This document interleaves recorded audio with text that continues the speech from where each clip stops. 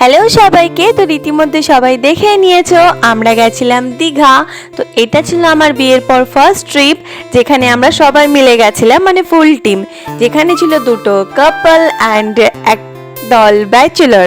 তো যদি কেউ ইন্টারেস্টেড থাকো ওদের সাথে প্লিজ কন্ট্যাক্ট করে নিও, তাড়াতাড়ি বিয়েটা দিয়ে সবাই মিলে একসাথে ঘুরবো। তো আমরা ট্রেনে করে গেছিলাম মাঝদিয়া থেকে, দেন ধর্মতলা থেকে বাস ধরে নিয়েছিলাম। আর ওখানে পৌঁছে সবার আগে গেছিলাম আমরা মোহনাতে। আর যেখানে আনএক্সপেক্টেডভাবে আমি জঘন্যভাবে ভিজে গেছি সেটা আর বলার কথা না, যার কারণে চেঞ্জ করতে হয়েছিল। চেকিংয়ের আগে আমাকে চেঞ্জ করতে হয়েছিল, ভীষণ বিচ্ছিরিভাবে ভিজে গেছিলাম। আর এখানে ছিল আমরা গেছিলাম যে হোটেলটা, হোটেল ক্রাউন অফ দীঘা। তো এই হোটেলটাতেই আমরা স্টে করেছিলাম। আর এরপরে আমি আর তুলতে পারছিলাম না, তাই ও আমায় হেল্প করছিল।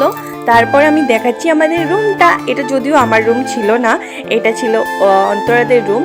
আর এটা ছিল আমাদের রুম, মানে আমার আর আমার বরের। তো আমাদের রুমটা কেমন লাগছে সবাই জানিও।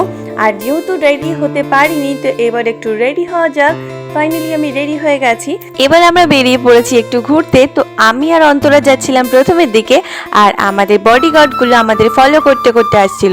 এরপরে উদয়পুর বিচে এসে আমার বর কিছু একটা খুঁজছিল, তেমন কিছুই না, আমার জন্যই এইটাই খুঁজছিল। অনেকক্ষণ ধরে ওকে আমি জ্বালাচ্ছিলাম এটা খাওয়ার জন্য, যার কারণে ওইটা খুঁজেই আমাকে দিয়ে দিয়েছে। আমরা তারপর রুমে এসে রেডি হয়ে গেলাম, তাড়াতাড়ি খিদে পেয়েছে অনেক। আর আমি যেহেতু মাছ একদমই পছন্দ করি না, কিন্তু চিংড়িটা আমার অলওয়েজ ফেভারিট, তো এই কারণে চিংড়ি নিয়েছিলাম আর ও অন্য কিছু খেয়েছিল। তারপর রেডি হয়ে আমরা গেছিলাম মন্দিরের দিকে। আর মন্দিরের সবার ক্লিপটা একদম স্কিপ করে গেছি আমি, মানে তাড়াহুড়োর মধ্যে ভুলেই গেছি যে বাকিদেরকেও নেব। দেন আমরা গেছিলাম একটু মার্কেটে, আর যেখান থেকে আমার তেমন কিছুই পছন্দ হয়নি, তাই আর কিছু নিতে পারিনি। তো বাই।